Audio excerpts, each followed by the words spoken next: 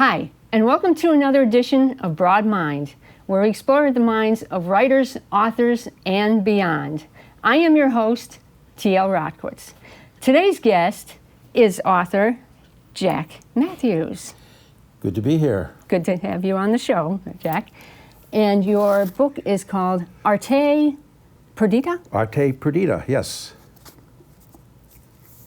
And Jack is not only an author, but also a promoter for book fairs, too. And I want to start out, because as we always do, I want to ask you, how old were you when you started writing? Well, that's a really good question. And I take that back to my mom when I was probably in the second grade, because she used to take me to the town library, a little tiny town, Mattapoisett, down on Buzzards Bay, where a lot of my book is set. Mm-hmm. And every week we went to the town library. And when we went in, she would head to the right for all the new arrivals, and I would go to the left to the children's section. And I loved reading books. So I would plop down on the floor and read one and read another one and read another one until it was time to go home. Mm-hmm. And then I always had a book bag, and I had to have 10 books in my bag. Wow. And if I had 11, she said, you got to take one out. If you had 8 or 9, she would go and find one, and usually a genre that I wouldn't pick, something in science or, astronomy or whatever, and she'd put that in the bag. And I never realized why she did that until many, many, many years later. And I said, well, why was it always 10? And she said, well, because if there are 10 in the bag, they probably all belong to the library. If there's 11, one of them's yours, take it out. And if there's only 9, you're missing one, go find it. It's probably under your bed. So, okay, that was pretty smart. And I actually use that in the story. One of the characters, his grandmother does the same thing with him. But I always liked books. And then I got into high school, and I had a really good English teacher. And I used to write poetry and little short stories, and he would spend extra time with me even after school to help me with them, and kind of developed an interest in writing. And probably when I was heading off to college, I started thinking, boy, it'd be a lot of fun to write a book. You can create characters, you can make a story, you can take it here, you can do that, you can put these surprises in it. But life was busy. I had college, then I went in the Navy, then I went back to grad school, and then I had a family. And but then finally, I started thinking about writing a book, and I had a few ideas. Finally, I was walking around down on the town wharf in my hometown. I went down for a little vacation, a town called Mattapoisett on Buzzards Bay, and all of a sudden this idea for a book just popped into my head. And I ran back to the little B&B I was staying at, pulled out my laptop, and I started writing my book. Well, I knew it was going to be in Berlin and Hamburg, Germany, and then it was going to go to the Azores, and it was going to go to Newfoundland. So my daughter had graduated with her bachelor's, and she was heading off to med school. Before she went, she said, hey, Dad, if I graduate, can we go to Europe? Well, what are you going to say? Yeah, you graduated from med school, but nah, we're not going to Europe. Sure, we'll go to Europe. So graduation day, hey, Dad, when are we going to Europe? Oh, yeah, that's right. So by then I knew I needed to get to Berlin, to Hamburg, and all those. I said, you plan it all out. Dad'll pay for it. You've got a big college bill. But I'll need to go here and here and here and here, and I want to spend time to do this and that and that. So she mapped it all out, the flights, the hotels, the B&Bs, and I got to see everything in my book and spent weeks and months in some of the places so I could research it and write. And that's why it took 7 years to write it. So that's kind of how this book came about. Wow. We all go through the process of doing the homework and everything to make the story more real, so to say, even if it is fiction. We have to be honest with our readers. Yeah, exactly. If we make up stuff that's like supposed to be historically based and it's wrong, our book's going to get shredded. Yeah. So we have to be very careful with what we write. You have to watch out for those anachronisms too. It's a big things thing. We know, but the reader might not. And that's why we have so many editors. We get people to put eyes on the book and look at it and point out things that are, I don't know what you're trying to say here. Right. We do, because it's all in our head. We know 10 times that amount, but we've got to be able to put it on paper, and a lot of times somebody who reads it doesn't catch what we have in our head, but we didn't communicate well. So, and that's helpful because we can make our book better. We can clean it up. We get a much more solid book. We know that reviewers can crucify you. They're brutal. They can be brutal, but sometimes you do need critical good feedback. And I run a writer's workshop. I do like 8 classes on how to develop a plot, how to develop yeah. characters. And when I get to the part about editing, I have a form I created for authors and a letter that goes with it. And I ask my beta readers, those are people who look for like big glaring mistakes, like your character has blue eyes for the first part, brown eyes Yeah. for the second. I said, be brutally honest with me. I Yeah. won't be offended. Yeah. You will make my book better, and I'd rather have you tell me there's a problem than Yeah. 100 people who just bought my book say there's a problem. Yeah. So you let me know, I'm not offended, and it's critique, not criticism. Criticism means you did something bad. Critique is, hey, here's an idea to make it better. And authors have to have a little bit of a thick skin when somebody says, you know what, yes. I don't know what you're trying to say here, and you put your heart and soul into it over a couple of years Folks, even. we know that. But it makes the book better, and that's Yeah. what we're interested in. We want the best book we can possibly publish. And be honest Absolutely. with our readers. Yes. Do you have any major influences in your writing? I think a lot of it really came from what I learned about it growing up and the fun I had doing it. And I would, again, go back to my high school English teacher, Mr. Roberts, who encouraged it. You know, Yeah. it wasn't like, you know, write a paper, here's your Yeah. grade, next year go Yeah. on somewhere else. He really took an interest, and it became fun. He made it fun to write and exciting to create things. And I think Exactly. that was probably the major interest.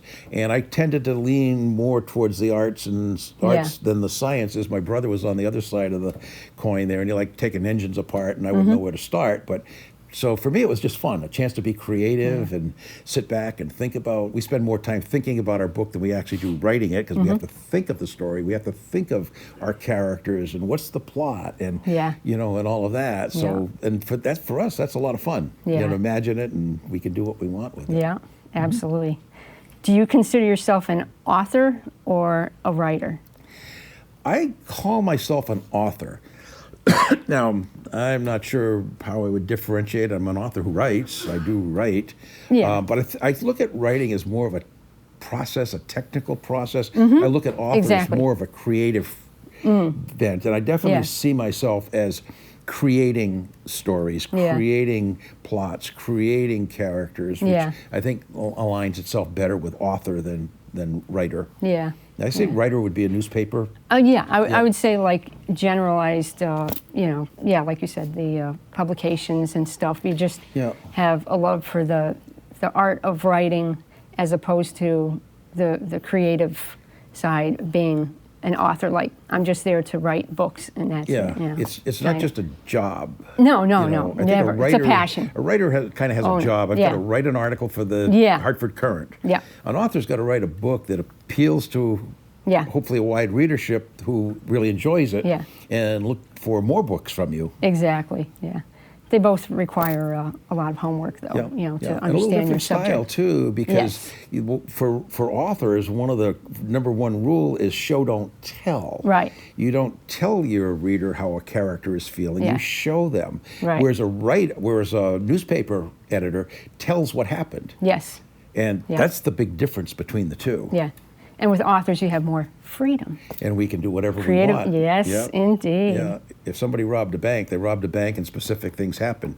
In our book, if they rob a bank, we can make anything happen. Yeah, yeah. Do you have any methods to how you write?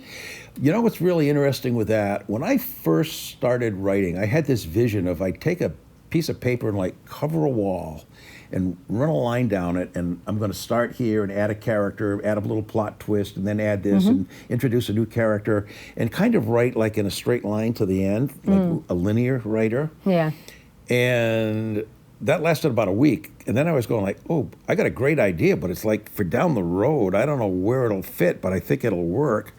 So I wrote it. Yeah. And then it's like, parked it, and then came back. So that type of writer is called a seat of the pants writer. We get an idea, we write it, and then eventually you put all the pieces together. Yes. And I think most authors fall on that line, but I do know some authors who can start at page 1 and just write until they get to the end. And I don't know how they do it. I can't. I remember somebody said this, either you're a plotter or a pantser. Seat of the pants, yeah. See the pants. Yep, yep. And I am definitely seat of the Yeah, pants. I know that feeling. Yeah. But it works. It's like as it goes. I've had the ending. My book took 7 years to write, and the ending was finished 2 years before actually finished writing the book. I knew how it was going to end. I knew where I was. I just had to make it get there. Yeah. And that was just a little, exercise of where am I going to go next? What do I want to have happen next? And then start thinking about, well, how am I going to connect it to the ending that I really like? Yeah. So. What is your story about? My story starts during the bombing of Berlin in 1944, and a lot of it is very historical, historically accurate, and that's what took a lot of time to write it. I didn't realize that when I started, but stopped. So it starts in a museum called the Kaiser Frederick Museum in Berlin, and they were packing up art to bring it to these flak towers, which are concrete bunkers, to protect it from the bombing. And that part was true. There's a museum there on Museum Island. I went there. I spent a couple of days there. I had to find certain rooms and the layout and all of that. And the paintings that are stolen in my book, 11 of them. Wow. I could have just randomly, in 5 minutes, you could make up painting. Oh, yeah. This by so-and-so, this by... Most of your readers would never know, but you're going to find that one who says, those are fake paintings. That artist never did it, so you have to be honest. So I went up to Williams College. They have a whole department dedicated to lost and stolen art. Oh, wow. I said, I need 11 paintings, and I don't know why 11, just random number. Yeah. But they have to be small enough to be stolen. You can't, steal a painting the size of this backdrop. And I wanted the artist to be recognized by anybody who's remotely familiar with art. So they went through the database, they found the 11 paintings. Those are the paintings that are in there. That took time. I could have done it in 10 minutes, but I spent, a day or two and then came back and worked on it. Other things like, so the art gets stolen, and then it's brought up to Hamburg through the bombing and bombs coming down, and makes its way to Hamburg, where the German U-boats or submarines were based in World War II.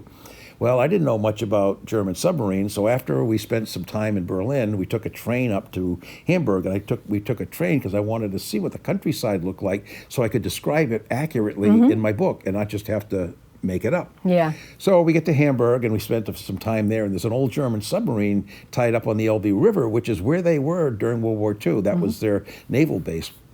And so I took a walk through an old World War II German submarine. I made notes. I took pictures. I got to feel what it was like, smell what it was like. So when I wrote that little bit about German submarines, it's a handful of pages, it would be very accurate.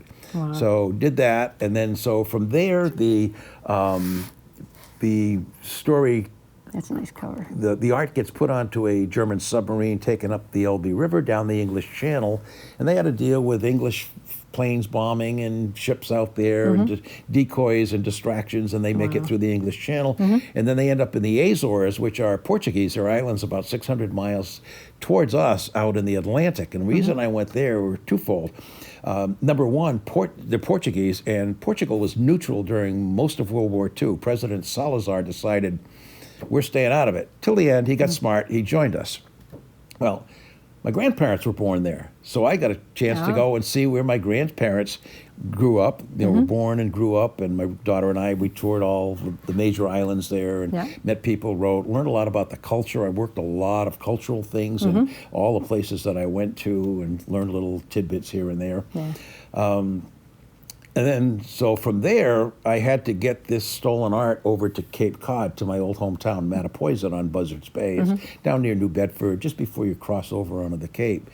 So I was like, all right, how do I do that? You can't walk on an airplane with 7 stolen paintings. No. So I have to find a boat that can go from the Azores to the closest point of land in North America. So I bought a chart of the Atlantic. I put a pin in the Azores with a string, and I arced it, and it landed at St. John's, Newfoundland. Oh. So I said, okay, I got to go there. I caught a flight from Bradley. I went to St. John's. I stayed at a B&B called Beachy Cove B&B, and it was in Portugal Cove, Newfoundland. Where else would the Portuguese folks from the Azores go in Newfoundland but Portugal Cove? So I spent a couple of weeks there. I talked with people. I learned a lot about some of their unique involvement in World War II. Met people, learned about crazy little things. I stayed at the Beachy Cove B&B next to the Beachy Cove Cafe. I don't think they had 30 customers in 3 weeks while I was there. But I got to know the staff pretty well, and one of the waitresses, Katie, they would come up every day. I'd have breakfast, lunch, and dinner there. I sat on the second level. It's probably as big as this building, 60, 70 feet. Yeah. And I could look out at Conception Bay and the little harbor where a few of the boats were, because it's a big scene set there. Well, Katie, one of the waitresses, came over and she said, "You gonna try the cod tongues?" And I went, "The what?" She said, "Cod tongues." I said, "Like the fish?" She says, "Oh yeah, the fish. We eat those." I don't know. She says, "If you get them, get the small ones. They're crunchy. The big ones are slimy." Oh. So that little tidbit made its way into my book. Just a little comment, but Yeah. that's what they do Yeah. in Newfoundland. They eat that. So was an interesting thing Helps in the happened with story. that. The guy that kind of owned the restaurant, and there were only 3 staff members, 2 waitresses and the cook owner. He came out and we were talking every day. And he said, "Hey, you ought to meet my dad. He's a published author." I said, "I'd love to meet your dad." Wow. So he walks away. He comes back. "My dad wants to know if you could be at his house at 1 o'clock. This is like 11 in the morning. I said, "Sure, I'm here." And I said, "Where does he live?" And this Conception Bay was almost a mile long, very, very long. And there was an island on one side of it, Bell Island. And he points, he says, "See that White House way up on the cliff up there?" He says, "That's my dad's house." I said, "Tell him I'll be there." So 1 o'clock or whatever the appointed hour was, I knocked on the door, and Winston Ruby opens the door, throws his arms around me like we were long-lost cousins. I had never met him in my life, never heard of him in my life. "Come on in, let's talk books." Walk in, his wife had made cookies. "You want wine, coffee, whatever?" So for 4 hours, we talked about book writing in Newfoundland. He writes young adult books and had some very successful ones. So a lot of interesting things along the travel, but I learned so much that I built into the book, all the unique little stories and cultural things and the food that people ate and things like that. So one of the interesting little backstories, we started off in Berlin, and the first thing my daughter did was arrange for a walking tour of Berlin with a tour guide. Great, I can learn a lot, ask questions. So we met at the Brandenburg Gate, and there had to be 500 to 1,000 people there. And all the tour guides had a different color umbrella. So we had to look for the tour guide with a red umbrella. And it was like, oh, there it is. So we went over, and there's 15 people in our group. So we met him, and he tells us about the Brandenburg Gate. He said, "Okay, we're going to go for a little walk." So we're walking. Now, in between the stops, I'm picking his brain. "Tell me about this. Tell me about that." I wanted material for my book. And I noticed this woman, she was taking notes on her phone, and every time he said something, So we got to some building. It wasn't important to me. I backed away, and to show my age, I was taking notes on a steno pad with a pen. Yeah. And I hear this voice, "Oh, I hear you're writing a book." And I looked, and it was this woman. I said, "Yeah, I am." She says, "Can I get a copy?" I said, "Well, it's not finished yet, but I can There you go. send you one. Where do you live?" She goes, "Serbia." "What are you doing here?" She said, "I'm on vacation." So anyway, we swapped email addresses, and I got home and I promptly lost her email address. I finished the book. I was going to send it to her. I didn't have her. Anyway, well, subsequent to that, I found it. So I got in touch with her. She had graduated. Oh, she was there. She was working on a PhD in engineering at Belgrade University. So I got in touch with her. "Yeah, I graduated, and I'd love a copy of your book." So I wrapped it all up. I didn't know how it's going to go from here to Serbia. So I double wrapped it and plastic all around it, and took it to the post office. And I said, "How much to send this to Serbia?" He looks, he says, "How fast do you want it?" I said, "I don't know, what do you got?" He says, 3 weeks, we can get it there for about $130. And I said, "How about real slow?" Oh, yeah. So it was like $32 to be, but she got it in anyway, and that's Iva. So anyway, while we're standing there in Berlin, I said, I need an archivist in the museum in my book, and that's somebody who would know every painting, where it is it on loan, what's the catalog number, is it being repaired? Is it scheduled to be loaned somewhere? And I said, "I've been watching you take all these notes, and can I use you as the archivist in my book?" And she was like, "I'll be in a book, yeah. So anyway, Iva, who's the archivist in the Kaiser Frederick Museum, is actually a person I met on a walking tour in Berlin. So a lot of interesting, fun things that, kind of I know about it, but, readers may or may not know some of it. So Everything happens for a reason. It does. Absolutely. You end up in the right place, and it just happens to be something that works. Okay. Are you self-published? I am self-published. I do have a publisher. I had the book all put together. I just basically I hired a graphic designer. I actually formatted it myself, and then I sent to a place that basically printed it. So I had to buy 325 books to make it cost effective. And then I sold them. Well, they didn't do any distribution. They didn't get it on Amazon. They didn't get it on that, and Barnes & Noble and all that stuff. So I was talking with an author friend of mine, Rick Mall. He wrote a great book, The Moonlight Helmsman. We used to have lunch together, and he said, I got a great publisher. They're right in Warwick, Rhode Island. So Stillwater River Publications. So I said, well, maybe I ought to get them involved and let them promote it for me. So I went down, and they were great to work with, a husband and wife team. They have a little bookstore, but they help especially new authors or, you know, folks like us. We're not Stephen King. We're not any of those people. Dan Brown. So he picked it up and did all this stuff and get it out there, and now it's on Amazon. It's been a bestseller on Amazon for a while, and they do some of the promotion, but we do most of our own promoting. Yeah. We really do. Yeah. You know, there's kind of 3 rings of selling your book. When you first publish, all your family and friends are going to buy it. Yes. But it's not like milk. They don't buy it every week. They buy it once. Yeah. So you use those folks up. Then you go out to people you know, you run into once in a while.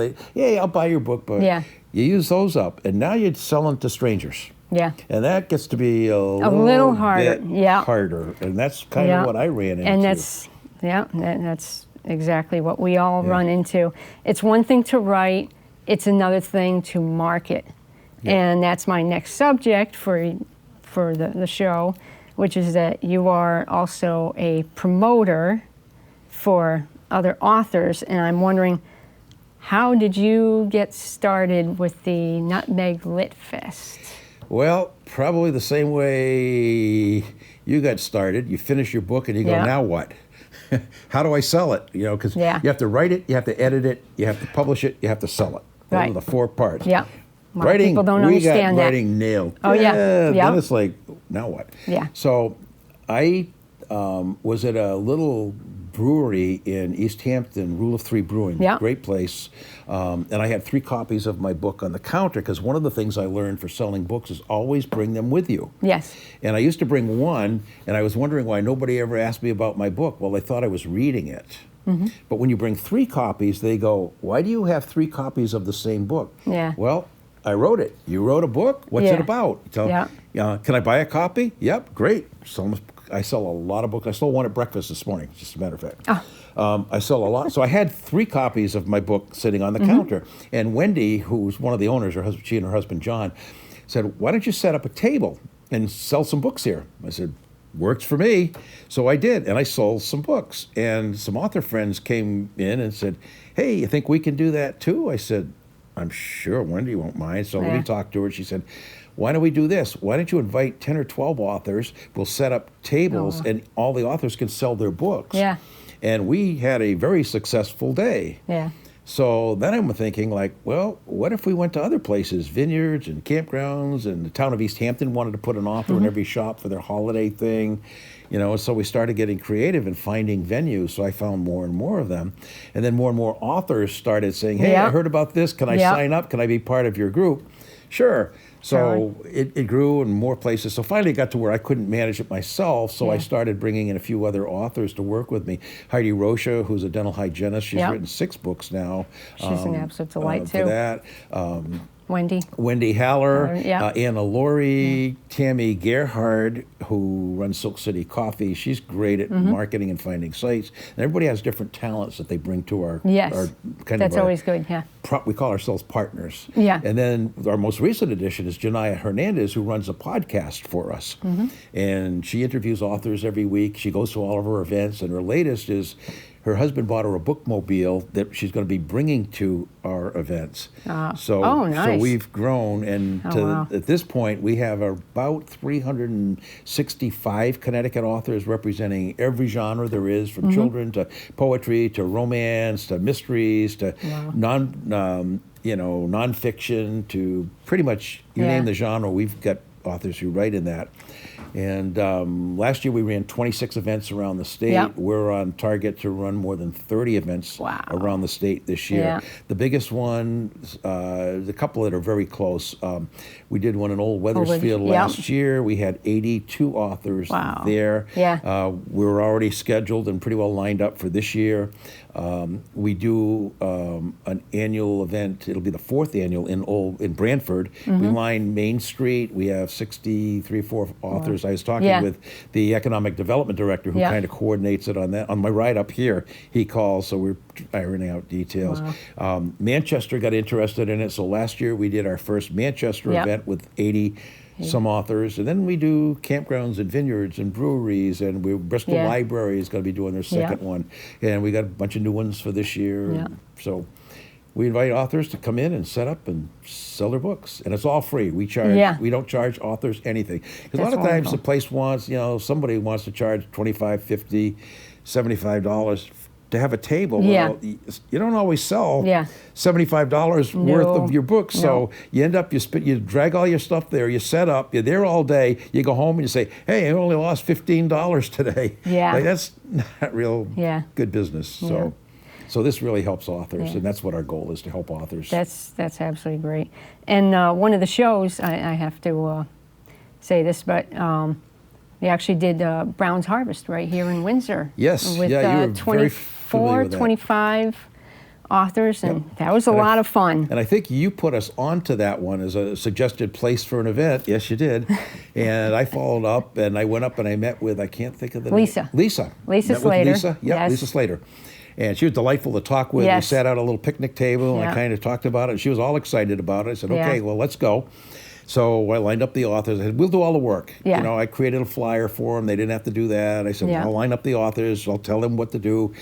They'll line them up along the fence here. So they really didn't have to do a lot of work. Yeah. But the authors bring in visitors, and it's also nice for their regular customers to, look at another event. Yeah. So we weren't 30 minutes into the event last year, which was our first one with them. Mm-hmm. And Lisa came over and said, I'm getting a lot of really good feedback about this. Could we do it again next year? I said, you got it. Yeah. So we're doing the second annual. We've already locked up the date, and we haven't started Awesome. filling authors yet. Yeah. But obviously you'll get us, you Yeah. got a permanent spot at Yeah. this one. But when we get a little closer, about a month, 4 to 6 weeks out is far enough. If it's too far, people come up with other plans, and you got to find all new people. And if it's too short, they've booked other events. So Yeah. we found about a month out is a pretty good time to send out invitations. So Yeah. that's where we're working now. We're doing stuff in May, June, and we haven't quite started the July events yet. But Thank you, that's what we're Browns. yes, Brown's We're- Harvest was great. Really fun place.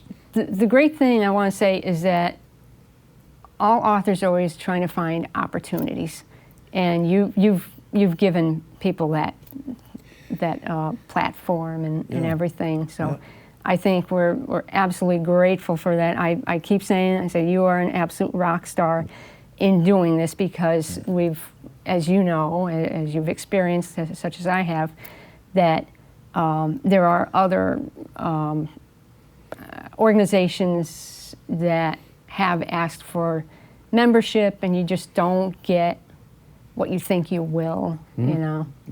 And Yeah. Well, what I discovered, I retired once, yeah, and I figured, great, I don't have to do anything. Yeah. Well, not doing anything is not fun. no. So after you paint every room in your house, you do some yard work, you read a bunch of books, you go, now what?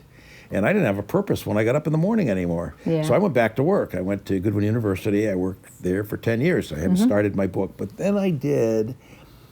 And then finally I was like, I love teaching. I ran the human services program there, but I want to finish my book. So finally I gave up that, but I had a purpose now. Yeah. I had my book. So I'd get up in the morning, I'd go to the library, I'd write. So, and then you finish your book, now what's your purpose? You can write another one. Yeah. So this whole Nutmeg Lit Fest gives me my purpose when I get up in the morning. I kind of look at, all right, what do we got coming up for events? Or, gee, we haven't done much down in the southeast corner of the state.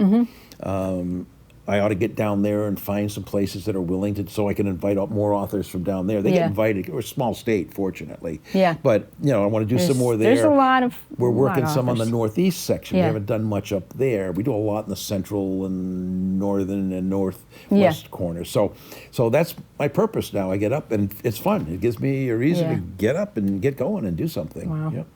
I don't want to discount just the northern part of Connecticut, but there's also another authors organization. I don't know if it's like splintered because they're the southern part, the Connecticut Book Festival, I think. That's a long story, and they tend to run events more in the southwestern part of the state.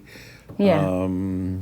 There's a long backstory to that. But there's a lot of authors. I mean, you know, if it's not you, then it's the other organization that's doing the same thing. Yeah. And that's great. I mean, I did an article a few years ago in our local paper, and I found out there were about 42 authors in our town alone. Yep.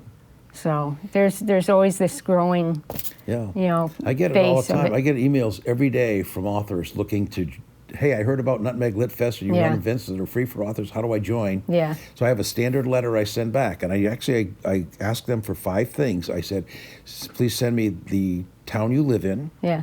because if we're doing something in the Northwest, Yeah. but you live in the Southeast, you Right, may you not want won't- to yeah. travel across the whole Yeah, state. not everybody does. So we try to bring in Small as authors from Connecticut is. near where they live. Yeah. So we want to know where you live. We want to know what genre you write in, because sometimes we run special events. On May 9th, Yeah. The Saturday before Mother's Day, we're doing one at Lost Acres. It's for female writers, Oh. and they're going to have wine and chocolate. Nice. So and it's going to be mostly romance writers. Mm-hmm. So sometimes we do specialty, so that's why we want to know your genre. Then we want a picture of the cover of your book. Mm-hmm. We want a brief synopsis, 150 words or less, of that Mm-hmm. one book you want to feature, and also a headshot. And the reason we ask for that is that's what they need to give us to join. Mm-hmm. So once we do that, I've got a master list with that, and then every author has a number. I don't remember what yours is, but we've got 360 now. Wow. So whatever that number is, I have a folder with that number Yeah. that has all that information in it, the picture Yeah. of the cover of the book. So, for example, Brantford has a great website. Anybody wants to check that out, Yeah. just look at Brantford Book Fest 2026. It has all the authors. It'll show the cover of their book and a synopsis Yeah. for all 60-some I authors. noticed that, yeah. So Yeah, I don't have to interesting. keep asking the authors, hey, can you Yeah. send me another copy? Yeah. I've just sent it to you. So I've got it in a file. So once Yeah. we know the authors, I can just say, send, that one, yep, that one, yep, that one, yep. Yeah. They got what they need, and we don't have to inconvenience the authors. Yeah. So that's all it takes to join us. There's no Yeah. money. We never charge authors for any of our events. That's There's fantastic. no initial membership All fee. profit, all gravy. No money. All no gravy, money. yeah. It's all for Nah. the authors. And Nice. we love it. And it's really like a family. Yeah. We get to know people that, they've got similar interests. They're generally smart people, creative people, fun people, Yes. supportive Yeah. people. And we cross paths often because we're at an Yeah. event and say, oh, I haven't seen you for a while. What are you working on? Right. Oh, I just did a new Right. book. That's cool. Can I get a copy of it? We end up buying copies of books that our friends have published. Oh, yeah. And we go home, we just took our profits and turned it into another stack yeah. of books. Yep. Of course, then they all want reviews, so we have to read them and Yeah, we do a review for them. But that's all part Trying of to do that is the fun hard. of it. It's really like a big family, a big Yeah. family of Yeah. authors. And I honestly think that it shouldn't be a dog-eat-dog world when it comes to authors. And Nutmeg Lit Fest, you bond with other authors, and it's Yeah. not like they see you as competition, which I think is Yeah, we don't great. compete with anybody. No, I mean, that's some places do, Yeah. because there are less opportunities, so they feel like Yeah. they have to step over other people, Yeah, and it's yeah. not fun. It doesn't make it Yeah. Our goal is to great have thing. fun doing it, give up as many opportunities for authors as we can, Yeah. to do it throughout as much of the state as we can. We don't want to go down to the southwest corner. We just don't know it. It's a long drive. Yeah. We all our partners live up this way. Yeah. So it's like brand new territory, and it's just, we've got enough other places, and the state's small enough that if there's somebody who lives in Yeah. Greenwich, they can shoot over to Old Saybrook pretty easily. Yeah. Right up 95, go to an event there. Yeah. So we think we try to spread it out enough. So I think it works pretty well. We've got a great group of partners. The 6 of us now really work together as a team. Everybody brings in a little different talent. You don't want 6 people who do the same thing, Right. and think the same, because all you do is sit there and go, yep. Yeah. No new ideas, no creativity. So Yeah. with this You team, gotta bounce they're always coming up with something yeah. new. And what about this? I just came up with a postcard, and we're talking about how do we market our book events to people. Mm-hmm. And I was thinking about it. I said, you know what? My dad was in an assisted living program, and he loved all the events, not only the ones they brought in, but they had vans and buses, and they would take people to go here, to go to a play, go to a museum, go to dinner, go to whatever. So I'm thinking, well, why wouldn't they want to come to meet a whole bunch of authors? They've got time to read, and most folks have enough money to buy a few books. So I made up a postcard. It's got Nutmeg Lit Fest logo on the front half. The other side says, you're invited to an author event. And on the Nice. back, we can put the name of the event, the date, time, place, and free admission. Yeah. And then on the right, it's like a postcard. So we can just go, okay, we're doing one in Cromwell. What are all the assisted living places, senior centers? Take a postcard, boom, boom, boom, throw it in the mail, invite them all to that. So if you get a couple of busloads of people come in, wow. we're likely to sell more books. So I Nice. just got the postcards in about a week ago, so I got to give them out to all my partners so we can distribute those. So Wow. Very always cool. looking for ways to promote our work. Yeah, like I said, I think you've renewed a lot of authors. Which is great, which is good. Their passions. Authors work really hard. I Yeah. mean, if you figured out your hourly rate, you probably make 4 cents an hour for all your writing time, thinking how many time, pages planning and everything. time, and all of that. Unless you're James Patterson or Stephen King. Yeah. We do it mostly for the love of writing, and Yes, we do. The great feeling of satisfaction that you actually accomplished something pretty significant. Yes. Of putting a book together. Yeah. And, Definitely. What was I going to say? So you have about 300, 400 members? About 350, 360. Every day I get 3 or 4 new ones that, hey, I heard about it from somebody, another author friend of mine that I ran into at another event. Yeah. And they suggested I get in touch with you. And I said, great, here's what you need to do. Send me this, this, this. And once I've got that, you're a member. And, and then check your emails. All of our invitations are done by email. Yeah. And we try to make sure everybody gets an invitation to at least one event. And all of our authors, except maybe the last 5 or 6 in the past week, have been invited to an event. Now, whether they go or not, that's their call. They've got other conflicts or whatever. Yeah. And we've had quite a few have already attended. So by the end of the year, we hope every author's attended at least one event, and hopefully many. Yeah. So we send out emails, and one of the problems is people don't check their emails. Yeah. So, we'll send out an email, hey, we got 15 spots, and I'm sending this out to 20 people. The first 15 to get back to us get the spot. And so a lot of people are like, within 5 minutes, hey, can I have a spot? Then they trickle in, but, you fill it within a day or two. Yeah. So like 5 days later, somebody said, oh, I saw this event. I said, well, I can put you on the waiting list, but but you're already, it's booked. It's you're already filled. sold out. That's amazing. So the key, that is so fantastic. We feel like before I left, we've got an event coming up at Priam Vineyards, May 30th. It's Leap into Spring or Leap into Summer or something like that. I forget the name. We're going to have 12 authors there. So before I left to come up here, I sent out 15 emails. First I do is I look to see who are the authors who live nearby. I want a variety of genres. Yeah. And I look to see who hasn't participated in an event yet. So I did that yesterday, and I just made the list. So now I've got the email. So just before I came, I sent 15 people an email with a flyer that I put together. Say, hey, we've got an event. If you want a spot, let me know. Wow. When I go back, I bet half the spots are gone. Wow. It'll be that fast. Gee. But we've got more coming, so we'll fit them in. I have to touch on this very briefly, but besides like word of mouth and everything, you've also been on a couple of major networks. You've been on Great Day on Channel 3 with Scott Haney for the Old Weathersfield Book Walk. Yeah, Scott and Nicole Nalepa, they were very interested in it. Yeah. We're hoping they'll have us back this year if they're listening. Scott loves books, we know. Yeah, they're a lot of fun. Very interested, too. They're very interested in it. So we got a chance to promote it a little bit, and I think that had a lot to do with a good turnout we had in Old Weathersfield for this. So we're going to be back again. I was there. So hopefully they'll pick us up again, and we're going to be pursuing that. We're also on Fox. Fox 61. For the one in Manchester. The Manchester Book Walk. Yep. So we were on that one. And we've done a lot of the little local shows like this. We did one down in, where were we? In Groton a couple of weeks ago. And we've done a few others of those. And these are always great because you get local people and they can see what's out there. Yeah. I remember there was a show out in Groton. It was with the late, great Tom Santos. And he did, that's where I got my start in doing this show. Yeah, this one was called Books and Beyond, and Jimmy, I can't think of his last name right now. Might have taken over for Tom. I don't know. But similar format, but it's great. It gets good viewership, and people like to tune in to see, what new books are out there, what events are going on, especially if you get up on a Saturday, it's a nice day. Yeah. And you know what it's really good for? We have a lot of children's authors. Yes. And a lot of kids don't read books today. Their noses are buried in their phones, they're buried in tablets. All thumbs. They don't do anything. Yes. So maybe for parents who maybe want to get their kids interested in books, take in a few of these events and introduce them to an author who wrote a children's book. Yes. And the authors love talking with kids. We like to get them excited about books. So maybe they'd take an interest in reading. So really, it makes a good family event to go out and visit our events. And you can get a murder mystery for dad. You can get a romance for mom. You can get a children's book for your kids. If you got a teenager, young adult books. Yeah.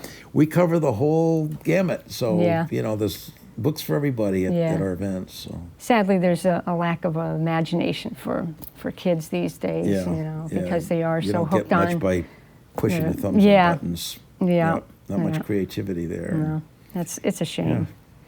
But I just think it's fantastic, and I personally have tried to do my part in helping other authors. That's why Brahms Harvest was good, because that's a natural spot. They're bringing kids to pick their pumpkins and go on a hayride. So we got a chance to, come and talk about books a little bit, and maybe sell them. I've told countless people about Nutmeg Lit Fest, and I come across them at different craft fairs because that's what I also do. And I'm like, you got to do this, because these people are fantastic, the ones who run it, between you, Heidi, Wendy, Anna, and everyone. You're easy. You guys are easy to reach out to, and you're willing to listen. Instead of the old mental floss. Not one ear out the other. We don't like that. That's a good term. That's unfortunately that happens. Did you put that in the book? Mental floss.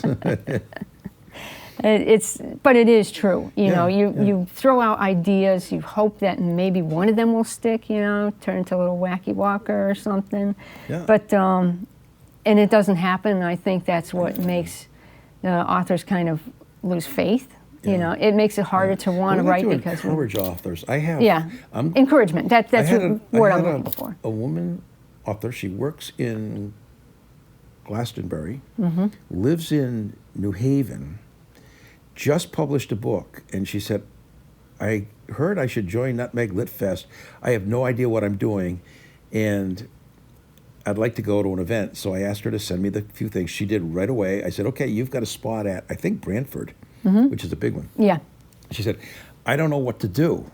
I've never done one before." So I do this writer's workshop, and one of my last, when you get into the marketing piece, which is like class 8, I have a handout of what you should bring to an author event. It starts with your books, a pen, tables, money, change, banner, business cards, canopy, the entire list. So I sent that to her. So I was like, oh, great. I even tell you where you can get the tables, what pen you should use, because you want to use a pen that doesn't bleed through not the ballpoint. Oh, that's good, So I give them all that information. So she said, that's great.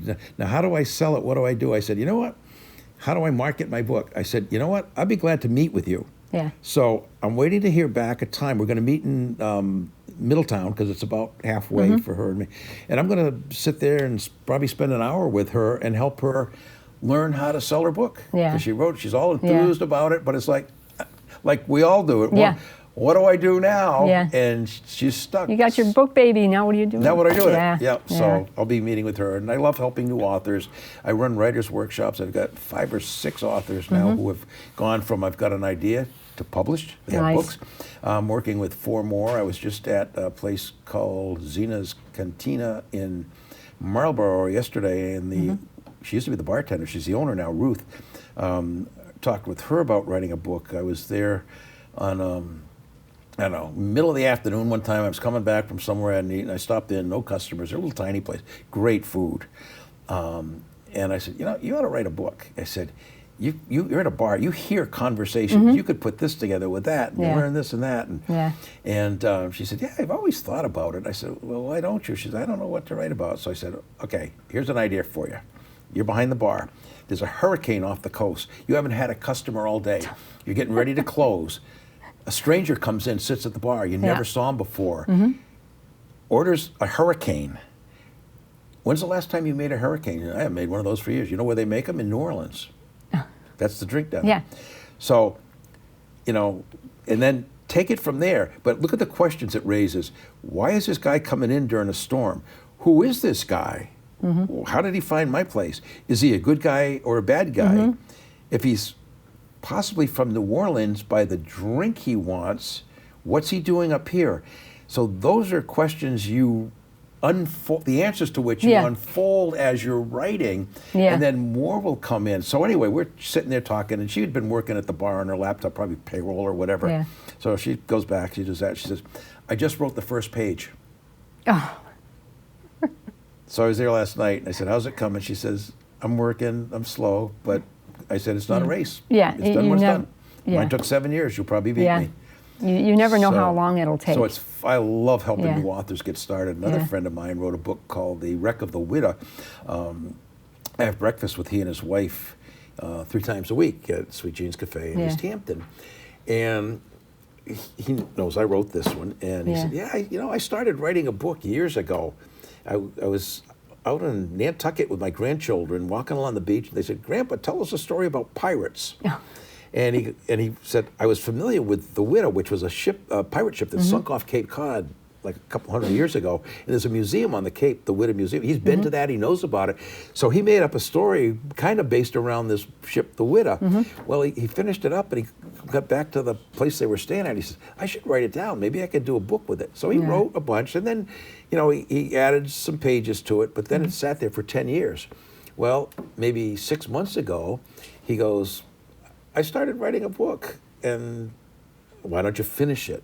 Bring it in, let me look at it, I'll see if I can get you going. He's published. Oh, wow. I just edited his second book. Oh.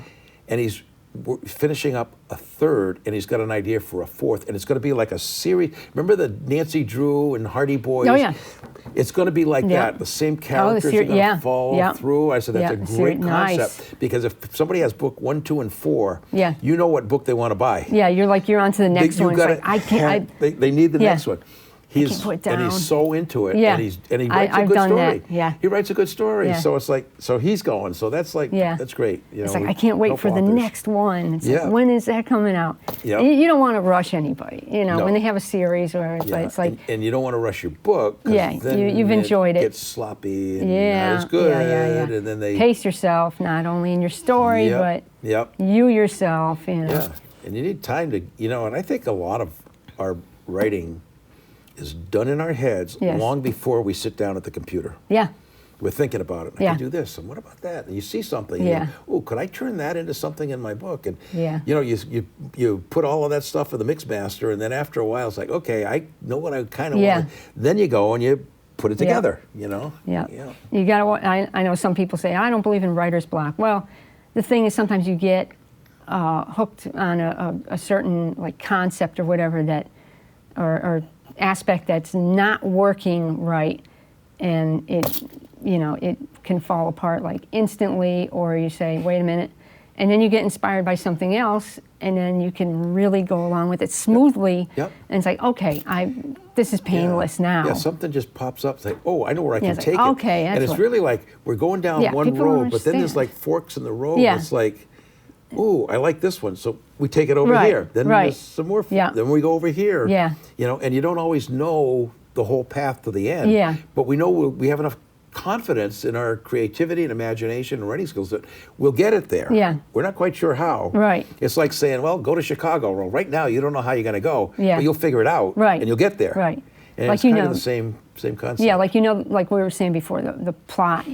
Either you plot or you pantsy or whatever.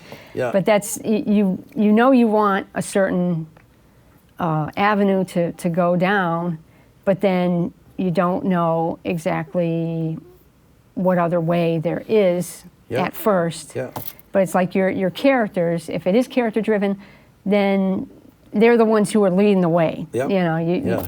Nothing's going to... Characters and dialogue are what drive a story. One of the mistakes first authors make, they have a story to tell. So they tell a story, but they don't write a book.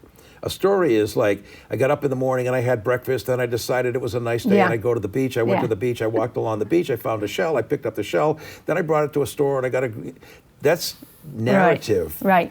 You want to say, wow, it's a beautiful day. I think I'll go for a walk. He turned to his mother and said, can I have breakfast right now? Because I want to go out. It's dialogue. It's the characters that make the story. And a lot of first-time authors have a story, so they tell the story, and it's easier. Yeah. It's easier just to. Just smoother, But yeah. you start the dialogue, make Yeah. it interesting, you know, That's- create your characters yeah. that are different from each other. You don't want all your characters to be the same. Right. So there's a lot of little behind the scene things that we know and do when we write that, Yeah. you know, readers just benefit from it, but Right. they don't say, oh, look at Right. how they made that different. They don't pick it Yeah. apart like we would. Yeah, you know? I'm personally I'm inspired by like films. You know, Yep. like I recently watched Annie Hall, and I thought that was just genius with Woody Allen, how he just had this dialogue that's very, very natural Yep. instead of like this, you know, very planned. Almost like you can read the script yourself. Instead, it's just smooth. You Yep. know, you And for anybody who It's- writes in the mystery Characters genre, are the crime all over. genre, you watch some of those shows, and very quickly you can learn about hooks. For example, if you watch one of those true police stories, well, they thought they had the case wrapped up, Right. but not necessarily so. yeah. We'll be back from commercial. Well, you know, everybody who's watching that show is going to wait to see what's going to happen. That's called a hook. You put it Yeah. in your book. You don't end it with "they went to bed." Yeah. Because your reader's going to go to bed Yeah. and say, Oh, it's well, 9:45. They didn't There's know what was 15 coming more in the mail. minutes They didn't coming know up. what was coming in the mail on Yeah. Monday morning, Yeah. Yeah. or they didn't know about the guy that just got off the bus from New York. Yeah. It's the twist. Yep, Yep. it's a hook, Yeah. and you make them turn those pages, like, and oh, it's that one. we love Yeah. it when the best compliment an author can get. I'm You like, made me lose a lot of sleep. I Yeah. had to keep turning pages last night. Yes. Great. Made That's our day. the best. Made That our is day. absolutely the best. Yep. Yeah. So I congratulations on your book, Arte Perdita. Perdita. And where can you find this, anyways? You can find it on Amazon. You can find it on Kindle. You can find it in Barnes & Noble and places. Probably the best bet would be Amazon. That's where most people go. But it's also an audiobook. I Still turned it into River. an audiobook. Yeah. So if people like to listen while they're driving along, they can get it from Amazon as an audiobook as well. We're seeing opportunities start to open up with like Barnes & Noble even. We never saw it because yeah. you figure, well, it's corporate, so they're not going to want Barnes & Noble, local authors. Walmart. I've They had have their own sales in distribution. Canada. I've had sales in Europe. And Yeah. there's a thing called expanded distribution where they get it out to Yeah. anybody and everybody, and they can get it and Yeah. they can find it now for you. So somebody walks into Walmart in Kansas City Yeah. and says, I want that book or they want your book, Yeah. they can find it and they can get it for a customer. Yeah. So Wow. that's great. You know, the hardest part is to let people know we wrote a book, and hopefully you'd find it really interesting and good, so maybe you want to check it out and Yeah. get people to buy Yeah. it. We have to drive people to Amazon, to Yeah. Kindle, to audiobooks or Yeah. whatever. Yeah.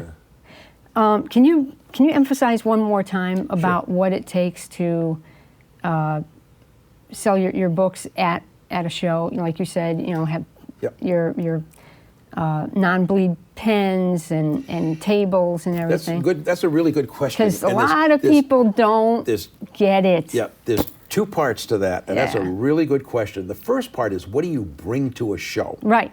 You know, Yeah. you're going to want to bring a table. Yes. The best bet for tables is to get a 4-foot table, Mm-hmm. and maybe get a couple of them, because some places only let you bring a 4-foot table, and if you bought a 6-footer, Yeah. they might not let you set up. Right, But if they'll let you Smaller. do that, you'll get a 4-footer. Yeah. Or if they'll let 8 feet, put 2 4-footers together. Yeah. You probably want a tablecloth to make it look better Yeah. than just a wooden top. Yeah. A table runner's good. Now, you want bring enough copies of your book. Yeah. Typically 25 is good. Yeah. One of the things, I always have 25 books in my car, in the back seat. Mm-hmm. Wherever I go, I've got 25 books back there. So if I had a great day, I sold them, I can run to my car and grab more books, and I've done Yeah. that. So always have enough books. Have your pens. You can go and get a no-bleed pen on Amazon or, you know, Staples, any other place that are out there. They're Sharpie right. non-bleeds, best one out there. Yeah. You want those because it won't bleed through 5 pages of your book and make your customer very angry that you messed up their book. Yeah. You know, maybe business cards, because not everybody will buy your book there, but they might get home and go, yeah, you know, I wish I bought that book. Yeah. If they don't know where to find it, they're not going to buy it. But Yeah. if they have your card and it says available on Amazon and Kindle and audiobooks or wherever, they might just go on and order the book that day. Yeah. And you made another sale. Yeah. So you want to have some way to do it. I have a synopsis of my book. It's on the back, but I did a little expanded synopsis, easier to read, on a handout. You can run them off on your own printer at home, type it up, tell a little bit more of the story. Save reviews of your book. They'll be on Amazon if you got them. Take the best reviews, put that on a piece of paper, and copy it. Laminate it if you can. You can do that so you can show them. I buy those the acrylic frames, and I'll put it in the frame so I can just say, here's some reviews, and they can read them and put your best ones at the top because they won't necessarily read all of them. Save every good review you get. Yeah. Do that. Yeah.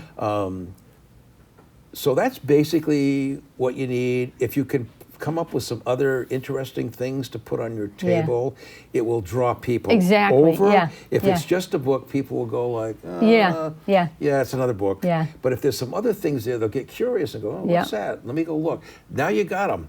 Right. They'll look at that and this is whatever. Say, oh, by the way, I also wrote a book. It's a bestseller on Amazon, or it's one of a series, or it's what genre do you like? One of the mistakes a lot of new authors make is they don't engage with customers. Right.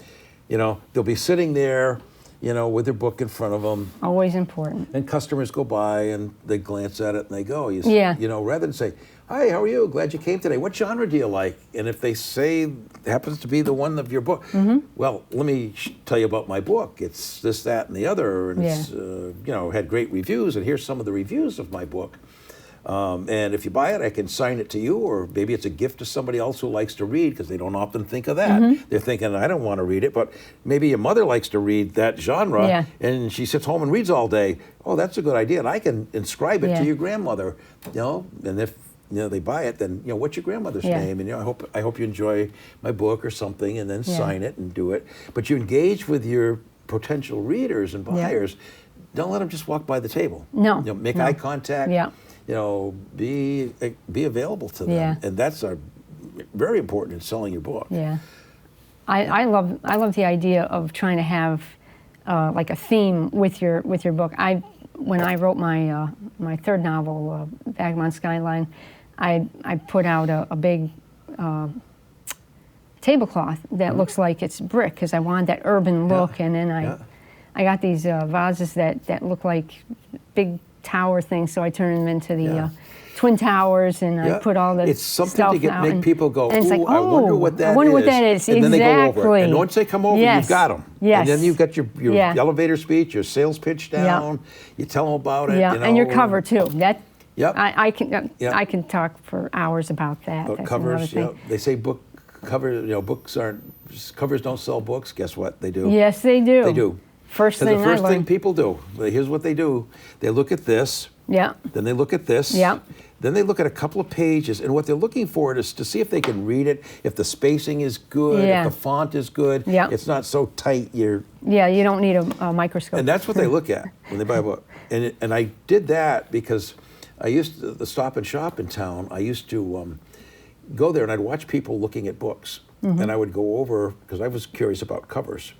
And I would say, would you do me a big favor? I'm an author. Would you just glance at all of these books and just point to the one that catches your eye first? And don't think about it. Don't evaluate them. Just what draws your eye. And for mystery books, murder mysteries and books like that, red and black were the colors that did it. Oh. That's why it ended up in red and black. Yeah.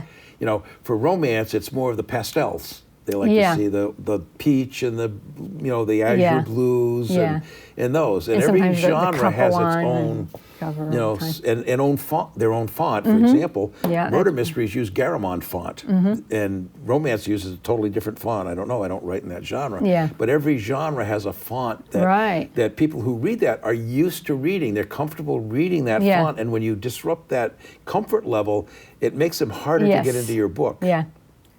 So there's a lot of little tricks for books authors that we have to learn, the kind of behind the scenes stuff, rather than just, here's a book. A lot goes into it that people don't think about. Yeah, definitely. Okay, so you said table, chairs. Table, chair, like the sequence would be pretty much, well, you need books. You could probably sell those off your lap if you had to. So you need books and a pen. You want a table, chair, or two if you've got somebody coming with you. And I would get 4-footers, and the best place to get them is Ocean State Job Lot. Yeah. They're reasonable. They hold up. Yeah. Get 2 4-footers to start with. Then you want a tablecloth. Black is a good color because it disappears unless you've got a theme you're running. Right. If you're doing a theme, Yeah. find something that works with your theme. Yeah. Yeah. You can You can order on Vistaprint like a 4-foot wide table runner with Yeah. your name and logo or Yeah. something across the front, and that always helps people to oh, there's an author rather than just a blank wall with nothing there. So that's worth the investment. They're not that expensive. Yeah. You want business cards. You want little handouts about your. You definitely print up a synopsis. You know, and you can either put one in like an acrylic thing that you can hand them. Yeah. Or you could have stacks on the table that they Yeah. take, and be sure to put where they can buy your book on it. Yeah. And the other one is, those are probably the main Yeah. things, and change. Yeah. Bring a lot of singles. Yeah. Yeah. You know, bring change. Yeah. I can't emphasize this enough, but authors need to bring a canopy. Yep. Just bring one so your book babies don't get wet. Yeah. I cannot say it enough. I've Yep. seen it too many times. Yep. And it's Yeah. frustrating. It's And like, why some don't places will let you you- do it? Some places will let you use them, some Nah. won't. But if you're allowed to use it, you definitely, and you also don't want to be sitting out in the hot sun Yeah. for 8 hours in August. Yeah. You know? And you don't wanna want the be rain, under it. yeah. And you don't want your You- stuff to get, warped and destroyed, faded, and Right. all of that. And there's a lot of them out there. Just read the reviews. Get a good one. 10-foot's probably great for most people. If you've got a lot of stuff, you can Yeah. go to a 12-footer. But get a good quality one. Make Yeah. sure the reviews are good because they do get destroyed. I've Yeah. seen a lot of them destroyed. The wind catches them, they bend them, and then they end up in the dumpster before they go home. Yeah. So, yeah. but that's a good point. Yeah. Yeah. Okay. We've run out of time, but I right. want to thank Jack for being an absolute delight. Yeah, a lot of you fun. are awesome. You, like I said, Yeah. you are an absolute rock star to many of the authors. You know, I don't know how they feel, but Yeah. that's how we I got we have feel. a and great community of I- authors. It's like a whole family Yeah. of us that all work together to support each Yeah. other. You know, and a lot of people that have other lives and other jobs can't always do the stuff we do. But a lot of times they'll say, "Hey, I know this place like Brown's Harvest. Did you ever think of going there?" There you go, Browns. And we did. Yeah. And we're going to be doing our second Yeah. annual. That is really valuable that's because otherwise fantastic. we're driving That is. around knocking on doors saying, Yeah. can we come?" And they look at Yeah, you like, cold "What do you call, want to do?" right, yeah, So yeah. that was a great overture, Yeah. and Lisa was phenomenal, and we're doing Yeah. an annual, and I'm Yeah. guessing we're probably going to do it every year. We'll be doing Wow. one up there. So Nice. So folks, like that suggestion is really, really valuable. So it's a team effort. Yeah. Yeah, we all contribute in different ways. And we need good authors at the events. Yeah. Don't have any good authors, Yeah. we're not going to have any events. So Yeah. it all works. So you have about 30 events coming up there? We'll do more than 30 this year, yes. Wow. We did 26 last year, we'll be over That's 30. That's Yeah, amazing. good. Okay, Good. so yeah, once again, it's Arte Perdita, Jack Matthews. Thank you again. Thank you so much for You're having me. This has been a absolute lot delight. of fun. You're, like I said, can't say enough. I just want to send my condolences to the family of Chris Gay, who was a previous guest on BroadMind. He was absolutely a wonderful man who had a wonderful sense of humor and everything. We're going to miss him. All my love to Kelly and Jaden. Until then.